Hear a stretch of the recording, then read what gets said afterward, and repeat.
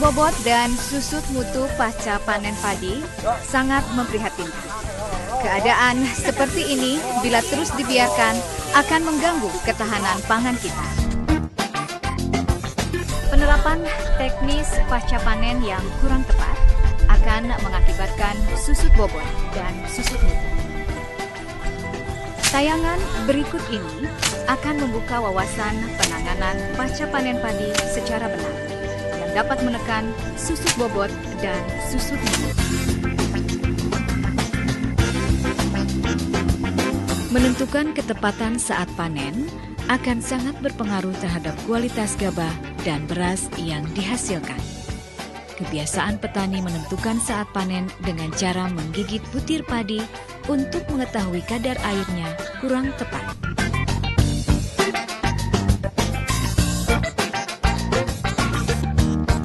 Kebiasaan lainnya, para petani melakukan panen dengan cara panen keroyokan.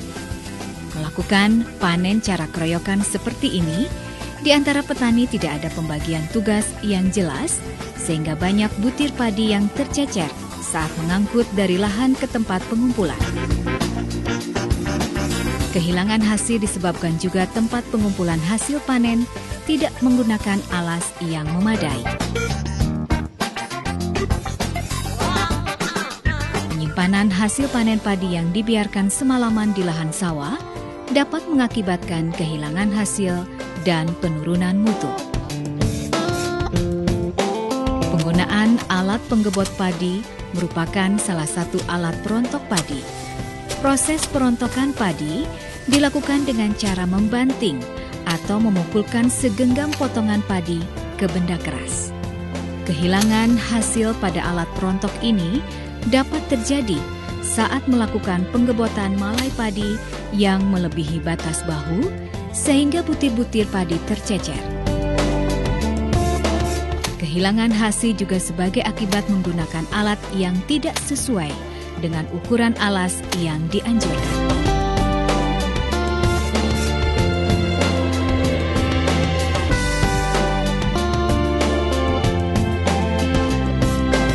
Kebiasaan ngeprik dengan menyisakan malai-malai padi saat merontokkan untuk dimanfaatkan pengeprik merupakan kehilangan hasil yang disengaja sehingga kebiasaan ini harus dihilangkan. Pedal thresher juga merupakan salah satu alat perontok padi, akan tetapi penggunaan alat perontok padi seperti ini, butir-butir gabah yang dihasilkan masih banyak bercampur dengan potongan-potongan daun padi dan batang malai padi. Penggunaan alat perontok ini dapat mengakibatkan kehilangan hasil dan penurunan mutu.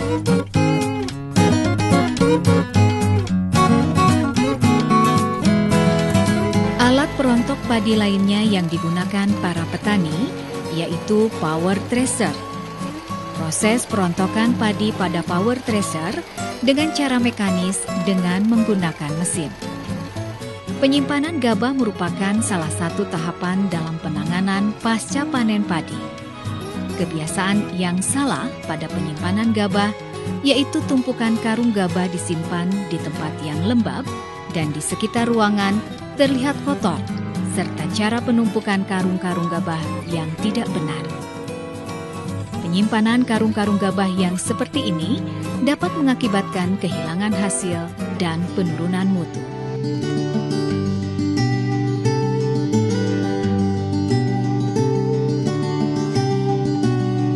Penanganan pasca panen salah satunya ditentukan pada proses penggilingan gabah.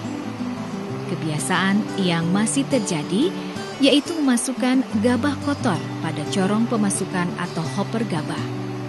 Penggilingan gabah yang seperti ini akan menghasilkan beras yang menurun mutunya.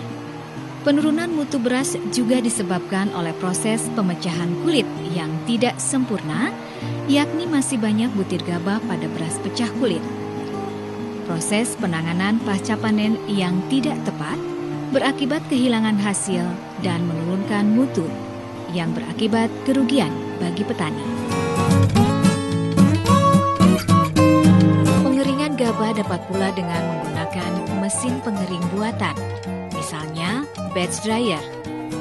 Batch dryer terdiri dari 3 bagian utama, yaitu mesin pemanas, ruang gabah, dan ruang plenum. Sebelum batch dryer digunakan, bersihkan dulu ruang gabah.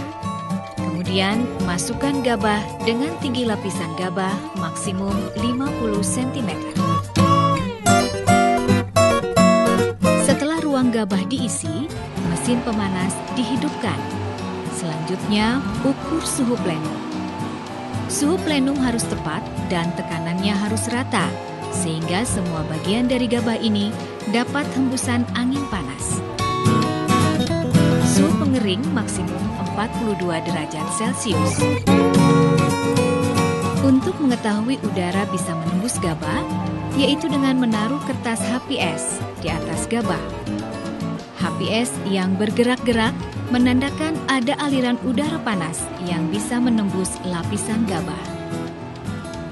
Untuk mengetahui kadar air gabah, setiap saat diambil contohnya dengan menggunakan sampel proof. Setiap lapisan gabah terjamah oleh alat tersebut, sehingga akan dapat suhu rata-rata mencapai 14%, maka mesin pemanas dihentikan.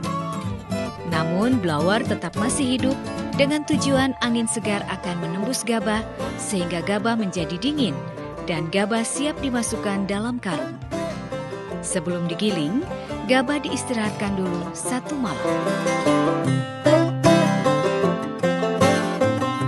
Penyimpanan gabah dilakukan dengan cara karung-karung gabah diletakkan di atas bantalan kayu atau palet. Karung-karung gabah disusun menyilang dan antara tumpukan gabah ada jarak tertentu untuk pengaturan aliran udara.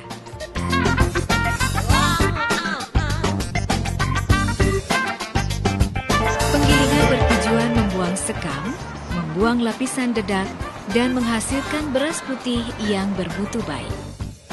Pada penggilingan atau RMU continuous atau RMU modifikasi ini, proses penggilingan dilakukan secara kontinu.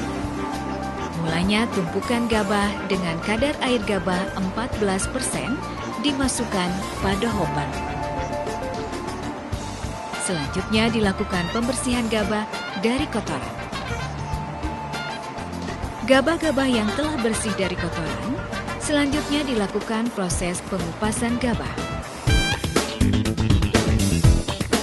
Proses pengayakan untuk memisahkan gabah yang sudah terkupas kulitnya. Gabah yang terkupas kulitnya langsung dilakukan penyosohan dan gabah yang belum terkupas kulitnya diulangi pada proses pengupasan. Hasil proses penyosohan mesin penggiling 2 fase menghasilkan beras putih yang bermutu baik.